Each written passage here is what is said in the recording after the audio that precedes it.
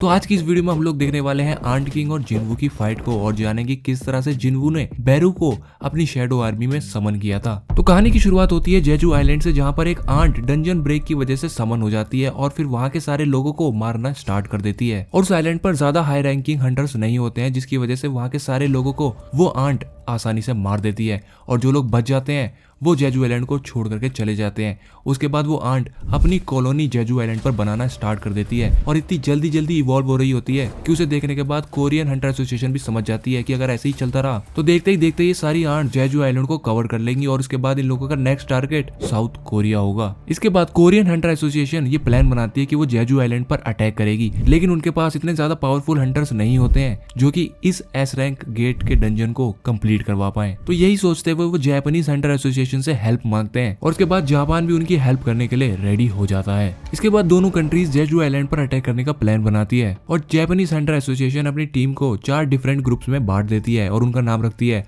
Alpha, Bravo, Charlie, delta. और इन सबका एक एक लीडर होता है। अल्फा टीम को लीड कर रहा होता है गोटो रियोजी, ब्रावो टीम को लीड कर रही होती है कानाए तवाता, चार्ली टीम को लीड कर रहा होता है केंजो टानाका और डेल्टा टीम को इपेजी इजावा लीड कर रहा होता है। तो बेसिकली इन लोगों का प्लान ये होता है कि जापानीज हंटर एसोसिएशन जो है वो जेजू आइलैंड पर 4 डिफरेंट लोकेशन पर अटैक करेगी और जैसे ही ये अटैक्स होंगे सारी आंट्स को पता चल जाएगा कि जेजू आइलैंड पर अटैक्स हो रहे हैं। तो सारी आंट्स क्वीन को छोड़ करके उन अटैक्स वाली लोकेशन पर चले जाएंगी और क्वीन अकेली रह जाएगी। और जब क्वीन अकेली रह जाएगी तो कोरियन हंटर एसोसिएशन के सारे मेंबर्स जाकर के क्वीन को मार डालेंगे और अगर एक बार एक क्वीन मर गई तो उसके बाद सारे आंट सोल्जर ऑटोमेटिकली मर जाएंगे। और इन सब के बीच आंट्स आपस में कम्युनिकेट ना कर पाए, इसलिए वहां पर जैमिंग सिग्नल को भी लॉन्च किया जाता है। इसके बाद हम लोगों को जिनवू को दिखाया जाता है जो कि अपनी डेली क्वेस्ट को कंप्लीट कर रहा होता है और वो इस रेड में इसलिए पार्टिसिपेट नहीं करता है क्योंकि उसको लग जाता है कि इतने सारे नेशनल लेवल और एस रैंक हंटर्स इस रेड में ज्वाइन कर रहे हैं, तो इस रेड में मेरी कोई जरूरत नहीं है, इस रेड को वो हंटर्स आराम से संभाल ही लेंगे। इसके बाद हम लोगों को कोरियन हंटर एसोसिएशन का ग्रुप दिखाया जाता है जो कि जेजू आइलैंड पर एंटर कर चुके होते हैं। इसके बाद हम लोगों को चोई जोंग इन दिखाया जाता है जो कि कोरियन हंटर एसोसिएशन को लीड कर रहा होता है। वो अपनी टीम से कहता है कि यहाँ पर एक स्पॉनिंग ग्राउंड है और अगर यहाँ पर ये स्पॉनिंग ग्राउंड है इसका मतलब है क्वीन का चैम्बर आसपास में ही होगा। और ये लोग इन एग्स को देख ही रहे होते हैं, इतने में मिस चा की नजर पड़ती है एक बहुत ही बड़े एग पर और उसको देखने के बाद वो कहती हैं कि इस एग से आखिर निकला क्या होगा, क्योंकि वो एग इतना ज्यादा बड़ा होता है कि आसपास के सारे एग उसके सामने काफी ज्यादा छोटे लगते हैं। इसे देखने के बाद मिन ब्योंगू जो कि उनका टीम का एक हीलर होता है वो कहता है कि इसे देख के तो ऐसा लगता ही नहीं है कि ये एक आंट का एग होगा, आखिर इस एग से निकला क्या है, कहीं वो एक रॉयल गार्ड तो नहीं।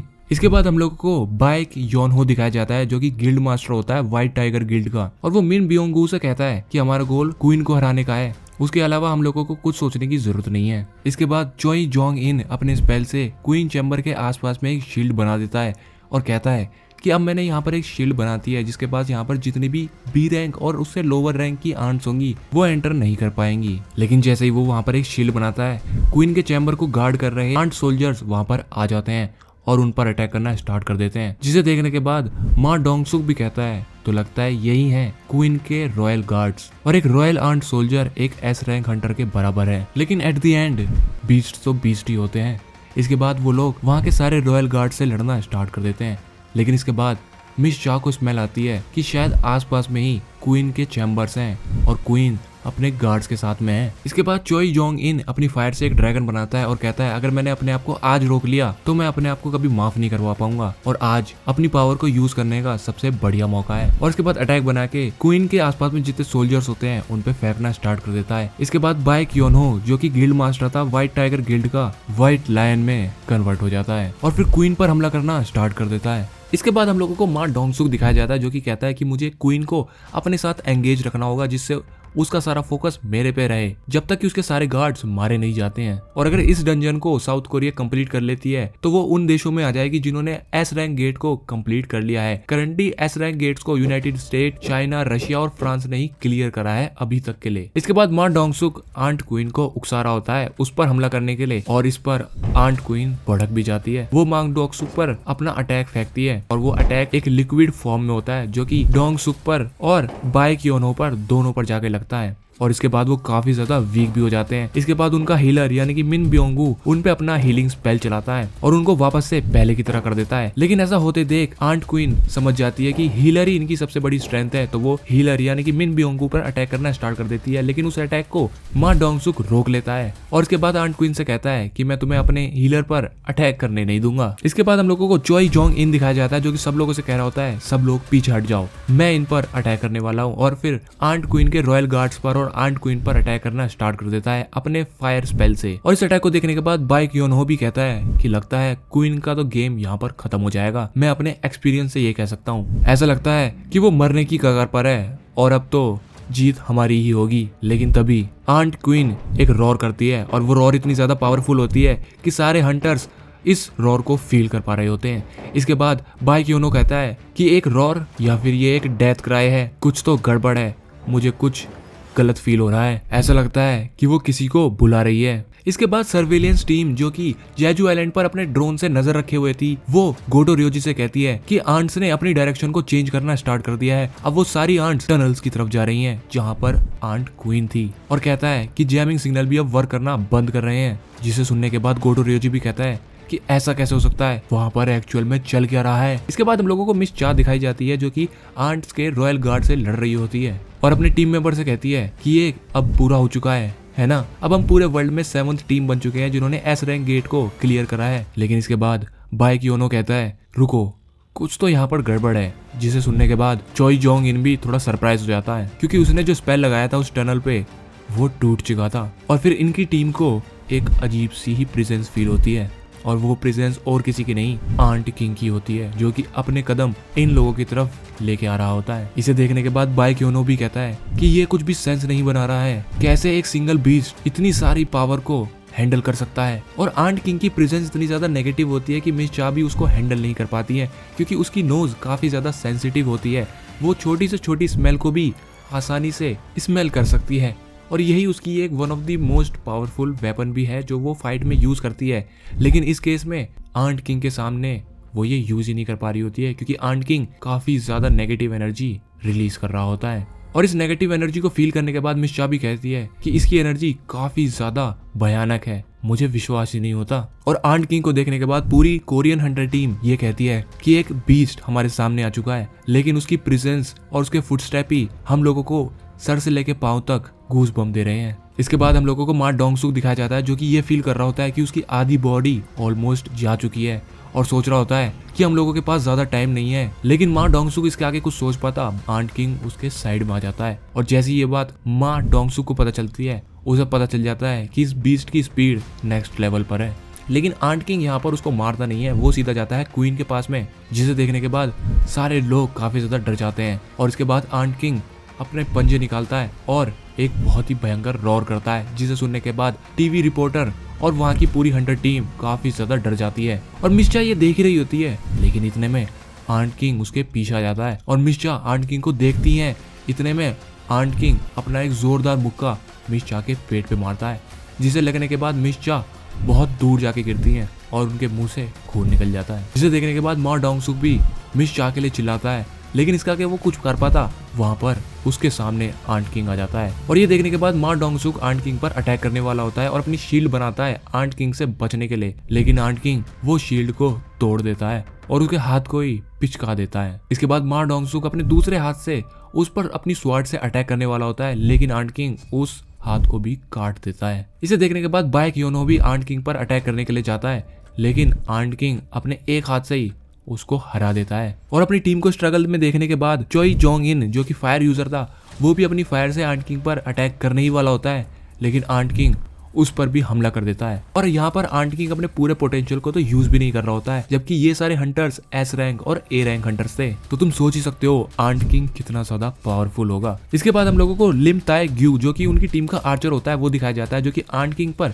हमला करने वाला होता है और कहता है यही मेरा एक चांस है, अगर मैंने इसको मिस कर दिया तो मुझे ये मौका दोबारा से नहीं मिलेगा। और फिर अटैक करता है आंट किंग पर और वो अटैक आंट किंग की तरफ जा ही रहा होता है। इतने में आंट किंग उस अटैक को पकड़ लेता है और अपने हाथ से ही तोड़ देता है, जिसे देखने के बाद लिम ताई ग्यू भी कहता है किसी ने मेरे अटैक को ब्लॉक कर दिया, लेकिन उसके बाद वो कुछ सोच पाता आंट किंग उसके पास जाता है और उसे जोरदार मुक्का मारता है। इतने में वहाँ पर माँ डोंग सुक भी आ जाता है जो कि आंट किंग को एक जोरदार धक्का मारता है, जिसे लगने के बाद आंट किंग भी काफी दूर जाके गिरता है। और ऐसा होते देख माँ डोंग सुक आंट किंग से कहता है कि भले ही मेरी आर्म्स तुमने काट दी हो, लेकिन मेरे पास ब्योंगू है जो कि हमारा सबसे बेस्ट हीलर है, और जब तक मेरे पास वो है मैं हार नहीं सकता। इसके बाद हम लोगों को मिन ब्योंगू दिखाया जाता है जो कि डिस्गाइज यूज कर रहा होता है, जो कि एक सेल्फ डिफेंस स्किल होती है, बिल्कुल कैमोफ्लैज की तरह, जो कि जिन्वू यूज करता है। लेकिन इस स्किल में तुम्हें एक ही जगह पर खड़े रहना होता है, अगर तुम जरा सा भी हिलोगे तो ये स्किल काम नहीं करेगी। लेकिन कैमोफ्लैज में ऐसा नहीं होता, और कैमोफ्लैज इसका ही जस्ट एक अपग्रेडेशन है। और इसके बाद डोंगसुक आंट किंग पर अटैक करने ही वाला होता है, लेकिन इस बार आंट किंग उसको पैरों से पकड़ लेता है और फिर अपने हाथों से पकड़ के जमीन पर बार बार पटकता रहता है। और इस चीज को देख के मिन ब्योंगू काफी ज्यादा सरप्राइज हो जाता है, क्योंकि आंट किंग ने उसे डिस्गाइज होने के बाद भी देख लिया होता है, और वो यही सोच रहा होता है कि मैंने अपनी डिस्गाइज स्किल यूज कर रखी है, लेकिन इसके बावजूद इसने मुझे देख कैसे लिया। और इसके बाद आंट किंग अपनी बहुत ही खतरनाक आंखों से मिन ब्योंगू को देखता है। इसके बाद योनो भी कहता है ब्योंगू जल्दी यहाँ से भाग जाओ, लेकिन उसके आगे ब्योंगू कुछ कर पाता आंट किंग अपने हाथ को ही ब्योंगू के चेस्ट के आर पार कर देता है, और इसे होता देख योनो ब्योंगू का नाम पुकारता है। और इसके बाद ब्योंगू कहता है योनो भाग जाओ, और इसके आगे वो कुछ बोल पाता आंट किंग उसका सर चबा जाता है, और इसे पूरी टीम देख रही होती है, और पूरी टीम काफी ज्यादा डर जाती है आंट किंग को ऐसा करते हुए देख। लेकिन योनो काफी ज्यादा गुस्से में आ जाता है और आंट किंग पर हमला करने के लिए कूद जाता है, लेकिन आंट किंग उसे अपने एक हाथ से पकड़ लेता है। इसके बाद योनो की जो लायन वाली फॉर्म थी वो भी चली जाती है। इसके बाद आंट किंग ब्योंगू की आवाज में कहता है योनो भाग जाओ यहाँ से जितना दूर हो सके योनो। इसके बाद योनो कहता है तुम्हारी इतनी हिम्मत कैसे हुई, लेकिन इसके बाद आंट किंग कहता है कि तुम सब बहुत ज्यादा वीक हो।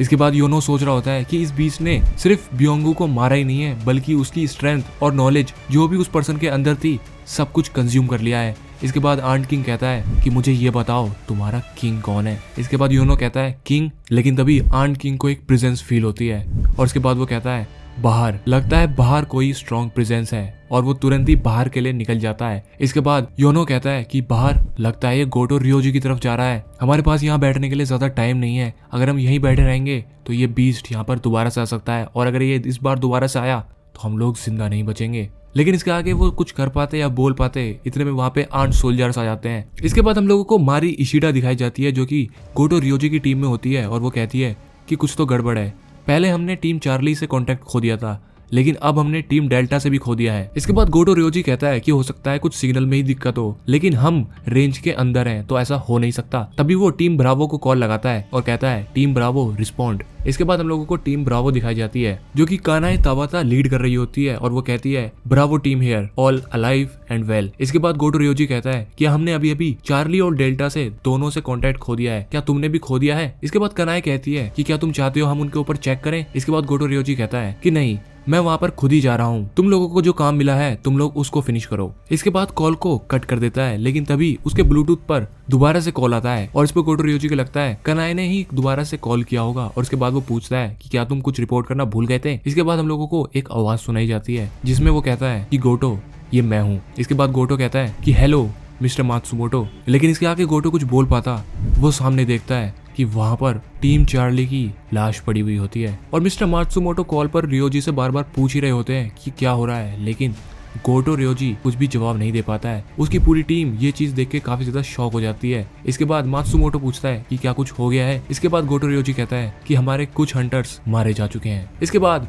मात्सुमोटो कहता है कि लगता है हमने अननेसेसरी लॉसेस को फेस कर लिया है, हमने पर्पसली चूज नहीं करा था म्यूटेंट आंट से लड़ने के लिए। इसके बाद गोटो रियोजी कहता है कि बिल्कुल सही कहा, आपको चिंता करने की कोई भी जरूरत नहीं है, इसका मतलब ये है कि ये हंटर्स काफी ज्यादा वीक थे। इसके बाद मात्सुमोटो कहता है जब तक हमारे पास तुम हो हमें चिंता करने की कोई भी नीड नहीं है। इसके बाद गोटो रियोजी कहता है कि थोड़े टाइम पहले जैमिंग सिग्नल्स में कुछ दिक्कत आ गई थी, लेकिन अभी तो ऐसा लगता है कि सारी चीजें वापस से नॉर्मल हो चुकी हैं, पर सारी की सारी आंट्स क्वीन की लोकेशन पर जा रही हैं। मुझे लगता है कि कुछ ना कुछ तो गड़बड़ जरूर हुई होगी। इसके बाद मात्सुमोटो कहता है कि क्या तुम्हें लगता है साउथ कोरियन टीम वहां से जिंदा बच के वापस आ पाएगी, उनके चांस ऑफ सर्वाइवल कितने हैं। इसके बाद गोटो रियोजी सोचता है कि इस टीम में संग जिन्वू तो है ही नहीं, और कहता है कि मैं अपने एक्सपीरियंस से बताऊं तो साउथ कोरियन टीम जो इस टाइम पर हमारे साथ है उनके सर्वाइवल रेट क्लोज टू 0 है। इसके बाद मात्सुमोटो दिखाया जाता है और वो कहता है कि अच्छा हुआ जापानीज हंटर ने अपना पूरा बेस्ट देने की ट्राई करी इस जेजू रेड में, पर अनफॉर्चुनेटली उन्हें एक हार के साथ ही वापस जाना पड़ेगा। गोटो तुम्हारा अटेम्प्ट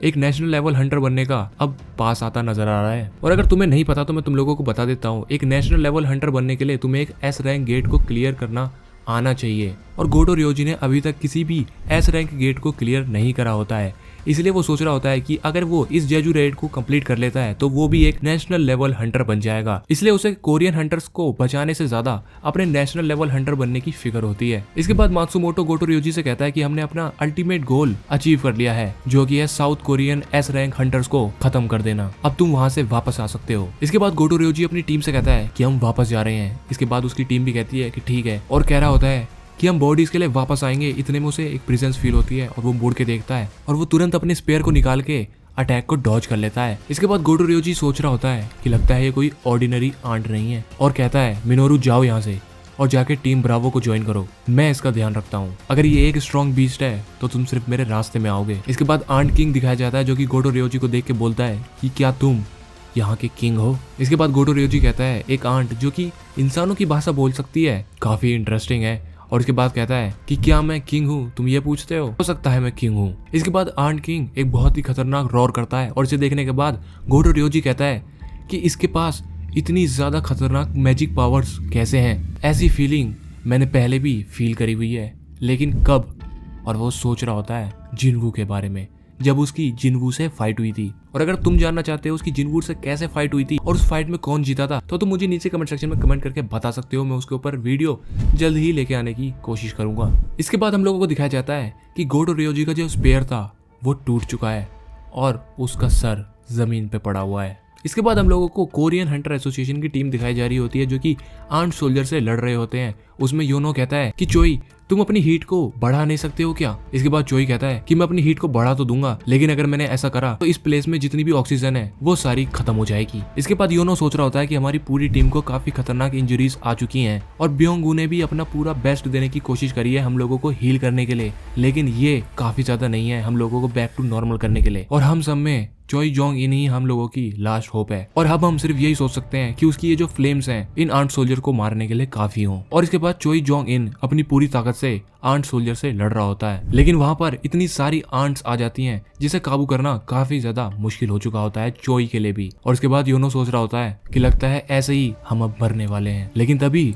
उसके पैरों से एक शैडो सोल्जर निकल के आता है और उसके पास आती हुई दो आंट को पकड़ लेता है, जिसे देखने के बाद योनो काफी ज्यादा सरप्राइज हो जाता है और कहता है एक ब्लैक सोल्जर, आखिर ये चीज है क्या। उसके बाद हम लोगों को उस शैडो सोल्जर का फेस दिखाया जाता है और हम लोगों को दिखाया जाता है कि कैसे जिनवू कोरिया में होते हुए इन सबको देख रहा होता है और कहता है एक्सचेंज। इसके बाद हम लोगों को जिनवू की पूरी शैडो आर्मी दिखाई जाती है, जिसमें से टस्क भी हम लोगों को दिखाया जाता है। इसके बाद जिनवू आयरन को बुलाता है और ऐसा होते ही आयरन अपनी प्रोवोकेशन स्किल आंट्स पर अप्लाई कर देता है और उसके बाद जिनवू कहता है गुड वर्क और सीधे ही उन आंट सोल्जर पर हमला करने के लिए निकल जाता है, वो भी डीमन किंग के डैगर से, जो कि उसने डीमन किंग को मारने के बाद ऑब्टेन किए थे, जो कि मैंने तुम लोगों को इस वाली वीडियो में बताया भी है। और लिटरली इस डैगर से जिनवू सारे आंट सोल्जर्स को बहुत ही इजीली मार पा रहा होता है। इसके बाद माँ डोंगसुक भी ये देख के कहता है कि यहाँ पर आखिर चल क्या रहा है, जो लड़ रहा है वो एक्चुअल में है कौन। इसके बाद योनो कहता है कि कोच माँ, लगता है अब हम सही हाथों में हैं, सब कुछ वापस से ठीक हो जाएगा। इसके बाद हम लोगों को दिखाया जाता है एक आंट जिनवू पर हमला करने के लिए आ रही होती है, लेकिन तभी इग्रिस उसका सर पकड़ता है और धरती में दे मारता है। उसके बाद आसपास में जितने भी आंट सोल्जर होते हैं उन्हें अपनी तलवार से ही काट डालता है। इसके बाद हम लोगों को जिनवू की पूरी आर्मी दिखाई जाती है, वो भी टैंक के साथ में। और इसके बाद हम लोगों को जिनवू दिखाया जाता है, जो कि कह रहा होता है कि लगता है इस फाइट को खत्म करने का टाइम आ चुका है, और फिर कहता है अराइज। और वहां पर जितने भी आंट सोल्जर्स होते हैं वो सारे उसकी शैडो आर्मी में समन हो जाते हैं और दूसरे आंट सोल्जर्स को ही मारना स्टार्ट कर देते हैं। इसके बाद जिनवू अपनी पूरी टीम से कहता है कि सारे लोग यहाँ पर इकट्ठा हो जाओ और प्लीज मैं जो अभी तुम्हें ड्रिंक देने वाला हूँ इसको पी लेना, मैं सब कुछ बाद में एक्सप्लेन कर दूंगा। और इसे पीने के बाद जितनी भी इंजुरीज उन्होंने सफर करी हुई होती हैं वो वापस से गायब हो जाती हैं।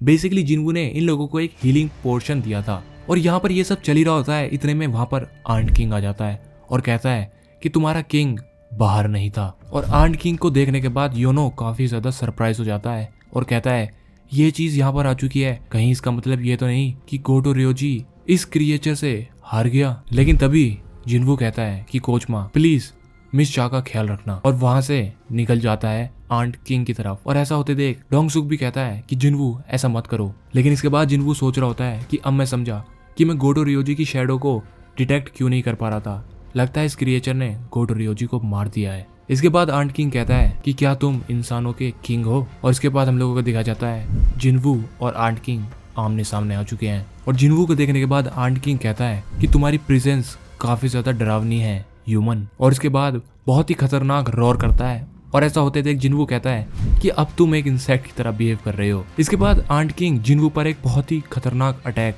लॉन्च करने वाला होता है, और वो अटैक इतना ज्यादा पावरफुल होता है कि आसपास की सारी चीजें बिल्कुल बिखर जाती हैं। और इस अटैक से काफी सारा माना भी निकल रहा होता है, जिसे देखने के बाद जोई कहता है कि एक मेज टाइप हंटर को कभी भी अपने एनिमी के इतना पास नहीं जाना चाहिए। इसके बाद हम लोगों को अटैक के बाद की सिचुएशन दिखाई जाती है और लिटरली वो जगह तबाह हो चुकी होती है, लेकिन जिनवू का आसपास में कोई भी निशान नहीं होता, जिसे देखने के बाद आंट किंग कहता है कि तुम वीक हो, तुम यहाँ के किंग नहीं हो सकते। इतना वो कह ही रहा होता है, इतने में वो नोटिस करता है कि जिनवू उसके पीछे आ चुका है, और इसके बाद कमांडर्स टच को एक्टिवेट करता है। और अगर तुम्हें नहीं पता तो मैं तुम लोगों को बता देता हूँ, कमांडर टच एक तरह की एबिलिटी है जो कि जिनवू के पास है, जिससे वो टेलीकिनेसिस को यूज कर सकता है। बेसिकली ऑब्जेक्ट को लिफ्ट और डाउन लिफ्ट कर सकता है, जो कि वो आंट किंग पर अप्लाई करता है और उसे घुटनों के बल बैठा देता है। इसके बाद अपना जोरदार पंच आंट किंग के सर पे मारता है, और ये पंच इतना ज्यादा पावरफुल होता है कि आंट किंग इतनी तेजी से पीछे जाके गिरता है, जिसे देखने के बाद योनो भी कहता है कि मुझे पता था ये पावरफुल है,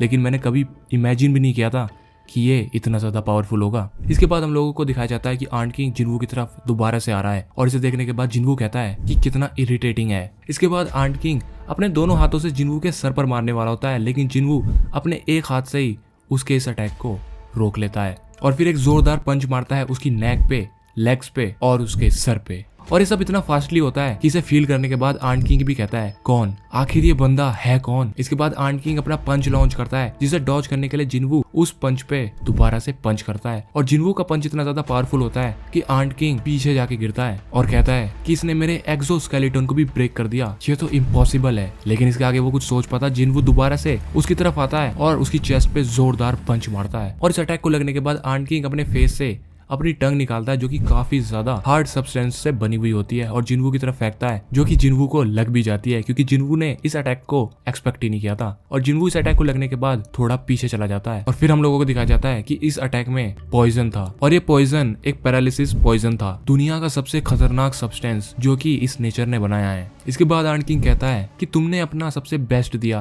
ह्यूमन, पर अब तुम्हारे मरने का टाइम है, और अपना हाथ जिनवू के सर पे रखने वाला होता है, लेकिन तभी उस हाथ को जिनवू एक हाथ से ही पकड़ लेता है, जिसे देखने के बाद आंट किंग काफी ज्यादा सरप्राइज हो जाता है, और जिनवू एक जोरदार पंच मारता है, जिसे लगने के बाद आंट किंग काफी ज्यादा दूर गिरता है, और इस बार लिटरली उसकी आधी एनर्जी जा चुकी होती है। और फिर हम लोगों को दिखाया जाता है कि जिनवू की डिटॉक्सिफाइड स्किल अप्लाई हो चुकी है। इसके बाद वो आंट किंग के ऊपर जाता है और अपनी जोरदार किक मारता है, लेकिन आंट किंग वहां से एकदम गायब हो चुका होता है, जिसे देखने के बाद योनो और चोई भी कहता है कि आखिर वो गया कहाँ, ये तो एकदम गायब हो गया। लेकिन हम लोगों को दिखाया जाता है कि आंट किंग उड़ करके जिनवू के ऊपर आ चुका है, और सोचता है कि ये मेरे पॉइजन से इम्यून हो चुका है, इसको ओवर पावर करना सिर्फ मेरा टाइम वेस्ट होगा। अगर इसकी स्ट्रेंथ ही सबसे स्ट्रॉन्ग चीज है इस फाइट में, तो इससे हेड ऑन फाइट करने का कोई भी मतलब नहीं है। और वैसे भी मेरी असली स्ट्रेंथ तो मेरी स्पीड में लाई करती है, मैं अपनी बॉडी को छोटा कर लूंगा जिससे मेरी स्पीड और भी ज्यादा बढ़ जाएगी। और कहता है कि खेलने का टाइम अब खत्म हो चुका है। इसके बाद जिनवू भी रेडी हो चुका होता है आंट किंग से लड़ने के लिए, और इसके बाद आंट किंग अपने क्रॉस से जिनवू पर अटैक करने वाला होता है, लेकिन जिनवू इस अटैक को डॉज कर देता है। और ऐसा होने के बाद आंट किंग भी कहता है कि इसने मेरे अटैक को डॉज कर लिया, आखिर कैसे। लेकिन इसके आगे वो कुछ सोच पाता,